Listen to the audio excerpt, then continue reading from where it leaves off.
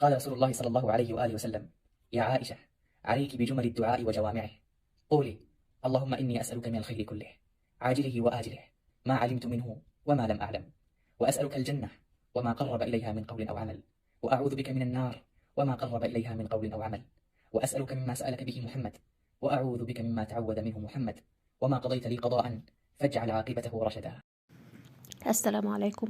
ازيكم يا حبايبي؟ عاملين ايه؟ معاكم ميرو مختار. في الاول كده نصلي على الرسول، ان اللهم صل وسلم وزد وبارك على سيدنا محمد وعلى اله وصحبه اجمعين. شايفين الجمال ده؟ هنعمل مع بعض البتفور ده كان لعروسه.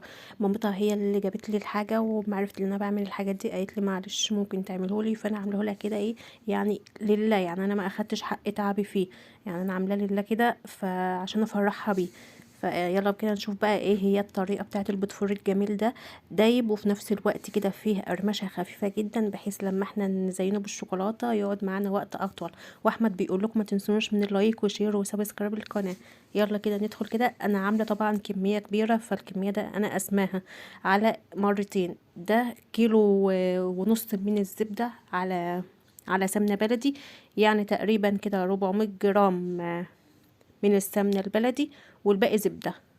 تمام. ومعايا كيلو ونص من الدقيق وست بيضات. طبعا البيض غالي، هتقولوا احنا جايبين البيض ده كله ليه؟ اقولك عشان ده كميه كبيره، وده بوتفور بتاع العروسه، فلازم يبقى احلى حاجه واحسن حاجه. انا هسيب لكم مقادير البوتفور في صندوق الوصف. هتقولوا فين صندوق الوصف؟ اقول لكم في سهم تحت كده، هتدوسوا عليه تحت الفيديو، هتدوسوا عليه هيجيب لكم آه، صندوق الوصف. تمام. هسيب لكم مقادير الكيلو بالظبط علشان بس ما انساش اي حاجه بيها. وهحط لكم برده مقادير النص كيلو، يبقى انا هسيب لكم مقادير الكيلو ومقادير النص كيلو. هنا انا عندي هنا العجان بتاعي، وطبعا اجيت اشتغل بقى في الحاجه التانية لقيت العجان باظ بسبب ان انا ضغطت عليه شغل في قلب البتفور، يعني ما سبتوش كده ياخد راحته كده، لا. فطبعا الحمد لله على كل حال. واللي عايزه ربنا يكون بقى. فانا هنا بضرب السمنه او الزبده مع السكر، والسكر يكون مضروب ناعم جدا، يكون بودر. وهضربه ده حلو جدا. طبعا احنا عشان في الشتاء بس الزبده بتبقى جامده، انا سايبه الزبده بره، فانتوا عارفين طبعا الجو بيبقى برد والحاجات اللي زي دي بتمسك بتبقى جامده شويه. فانا بضرب كده بالراحه، وبعد كده هعلم مضرب واحده واحده معايا. طيب انا مفيش عجان، اعمل ايه؟ ممكن تستعمل المضرب بتاع الكريمه اللي هو الصغير ده. طيب انا مفيش عندي لا ده ولا ده، يبقى استعملي ايدك زي زمان كده. امهاتنا زمان كانوا بيستعملوا ايديهم، او اجدادنا كان زمان كانوا بيستعملوا ايديهم في رب الزبده مع السكر، لغايه ما يبقى القوام كريمي كده زي ما احنا شايفين كده. طول ما انت بتضربي كل ما يبقى القوام معاكي افتح وكريمي. آه انا هنا عشان بس بعمل بالعجان، كل شويه بفصل العجان وبنزل الجوانب لغايه بس ما الزبده تسيح مني كده شويه، ويبقى اخد القوام الكريمي، وبعد كده اسيبها بقى تشتغل مع نفسها. دلوقتي بقى انا بنزل البيض بيضه بيضه. طيب انت هتعملي ايه؟ هقول لكم انا بعمل ايه. انا بنزل 3 بيضات سلام، وبعد كده بنزل 3 بياض بيض. طيب هتقولي البياض بيض، طيب البيضة غالية، يعني انا هستغنى كده عن الصفار؟ ممكن الصفار تستعملها في اي حاجة تانية، يعني ممكن تستعملها في عجة، ممكن تستعملها في بطاطس، تستعملها في اي حاجة تانية، يعني ما ترموهوش. تمام. فانا هنا في كذا رسبري للبوتوفور، في بيحطوا بس البيض كامل، في بيحطوا الصفار مع البيض كامل، وفي زي ما انا عملت كده اللي انا بحط البياض البيض مع البيض الكامل. طيب هتقولي ليه حاطه البياض البيض مع البيض الكامل؟ هقول لكم ليه. لان في نفس الوقت البوتفور ناعم جدا، يعني هو مش مستحمل حاجه. وكمان انا عايزه فيها تبقى ايه، يعني تبقى فيها كده سنه بسيطه من القرمشه، او يعني احنا عارفين طبعا ان البياض بيمسك البتفورايه. فما تقلقوش، جربوا كده الطريقه دي، بجد الطريقه دي خطيره جدا جدا جدا. انا هنا بنزل البياض البيض شويه بشويه، وبضرب كده بالعجان زي ما انتوا شايفين. طيب هتقولي لو انا نزلت البيض كل مرة واحدة، لو انت فضلت بالبيض كل مرة واحدة الزبدة هتفصل منك، وبكده البتفور هيفشل. فاحنا عايزين ننزل كده البيضة واحدة واحدة كده، ونضرب كده براحتنا، يعني ما تستعجلش عليها خالص. لما تلاقي الزبدة شربت كده البيض كله، ما هتلاقيش اثار البيض، تنزلي بالتانية وترجعي تنزلي بالتالتة، وكده. وانت بتنزلي بكل واحدة زودي فانيليا. الفانيليا سواء السايلة اللي انا مستعملاها دي او البودرة، يعني على حسب المتوفر عندك. انا لقيت مامتها جايبالي الحاجات دي فانا استعملتها. انا كنت كاتبالها المقادير دي في ورقة وقلت لها هاتيلي الحاجات دي، وهي جابتها وبعتتها لي وانا عملته لها وبعته لها. جبر الخواطر على الله يا جماعة. يعني مثلا لو انت بتعرفي تعملي حاجة وتطلب منك ان انت تعملي لها حاجة او تعملي لحد مثلا تجبري بخاطره وكده، اعملي. يعني ده جبر خواطر لله يعني. وكمان غير كده بتحتسبي اجرتك لله. شوفي هنا، انا هنا رفعت العجان بتاعي وبلم الزبدة كده بحيث ان لو في اثار بيض يبقى كله يتضرب مع بعضه. شايفين؟ ما شاء الله، يعني نقول ما شاء الله ولا حول ولا قوة الا بالله. بعد كده هنزل بالدقيق. الدقيق عندنا نخلاه 1.5 كيلو من الدقيق. فكمية ما شاء الله كانت جميلة يعني، وما شاء الله طلع معايا كمية جميلة. ف على حسب بقى ما انت عايز. طيب انا ما فيش عندي قمع، عايزه استعمل المكنه بتاعه البوتفور.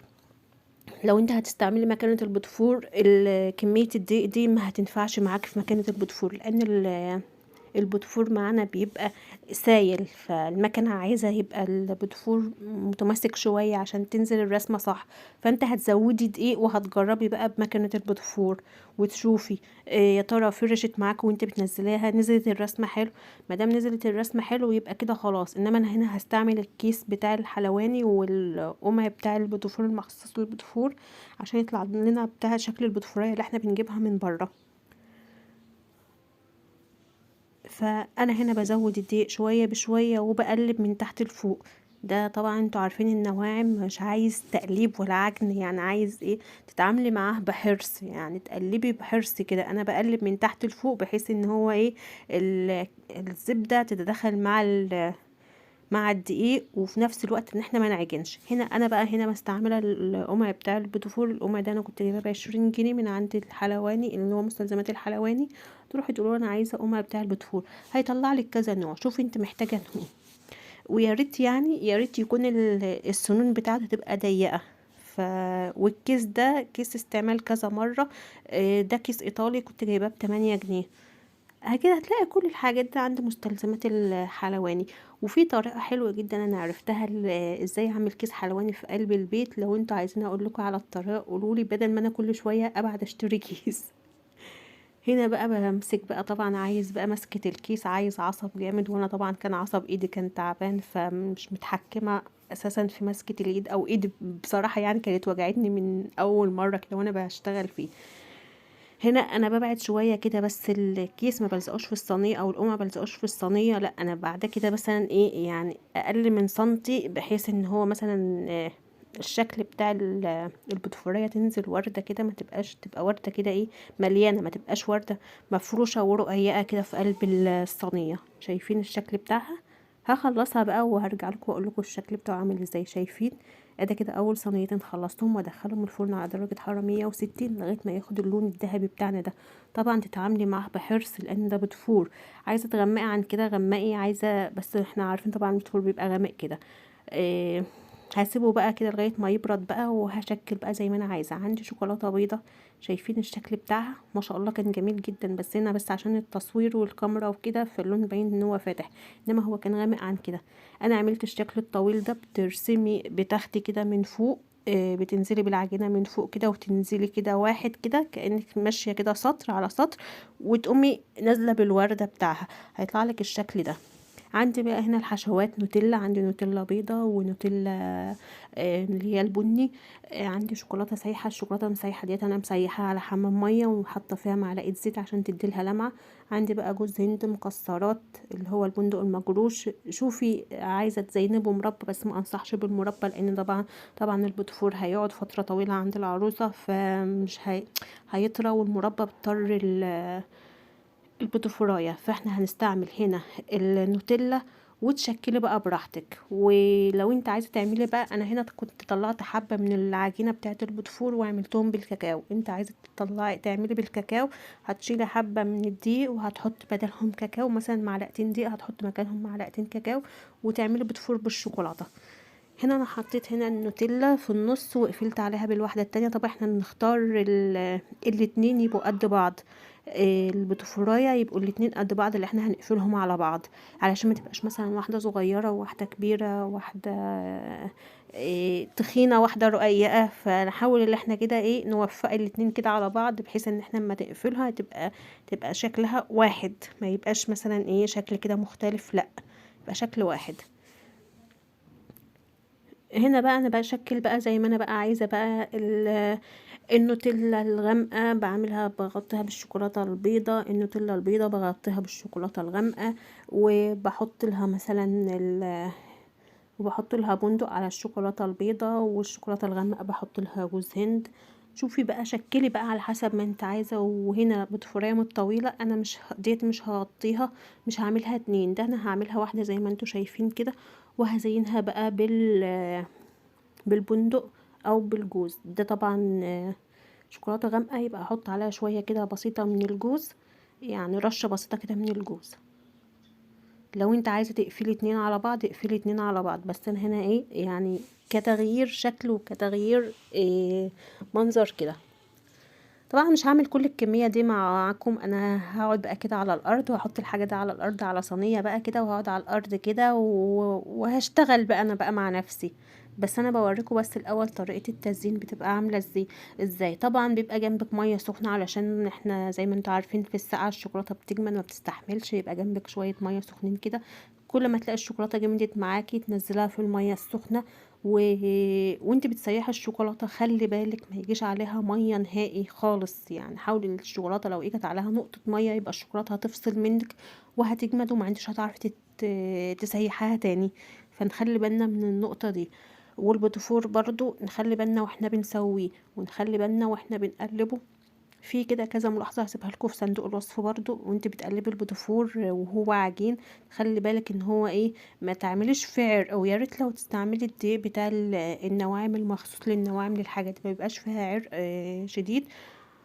وزي ما قلت لكم عايزه تستعملي القمع بتاع مكنه البوتفور، يبقى تزودي دقيق على الكميه دي اللي احنا عاملينها دي، تزودي دقيق. وزي ما قلت لكم هسيب لكم المقادير في صندوق الوصف، مقادير الكيلو ومقادير النص بالظبط. شايفين هنا البوتفورية بعد ما خلصت التشكيل، شايفين ما شاء الله اللهم بارك، والف هنا لاصحابها، وربنا يا رب يسعدهم يا رب ويهنيها. ادي كده البوتفور. الحاجات دي بتبقى جميلة جدا وتزيينها بيبقى متعة. حاولي ان انت تعملي حاجات زي دي لاولادك، لو حتى نص كيلو. العيد داخل علينا اهوتي، يعني جربي وشوفي. انا عارفه ان الدنيا غلا والعيشه بقت صعبه، بس لازم نفرح اولادنا. انت لو هتشتري من بره شوفي هتشتري بقد ايه الكيلو، فربنا يعين كل واحد على حاله يا رب. نشوف بقى البوتفوريه من جوه بجد كان طعمها خطير. انا بصور يعني دقت منها كده واحده كده، وبرضو قلت لمامتها اللي انا دقت منها عشان اشوف طعمه ايه.